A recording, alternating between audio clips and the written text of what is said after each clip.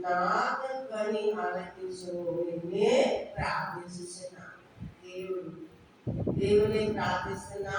దావీదు గారి గురించి మనం గమనిస్తే ఆయన సన్నిధి చేసిన సన్నిధి పరుడు అన్నమాట. దావీదు ఏం చేశారు? ఆయన సన్నిధి చేసిన సన్నిధి పరుడు.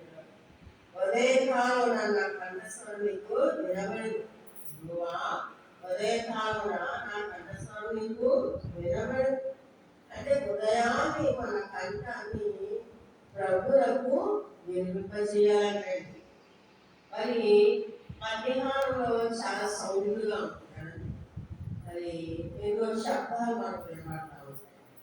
ఎన్నెన్నో శబ్దాలు, మైకులు కావచ్చు, లేకపోతే వాహనాల శబ్దాలు కావచ్చు, బళ్ళు, సైకిళ్ళు, అలాగే మాటలు, టీవీ సౌండ్, ఇది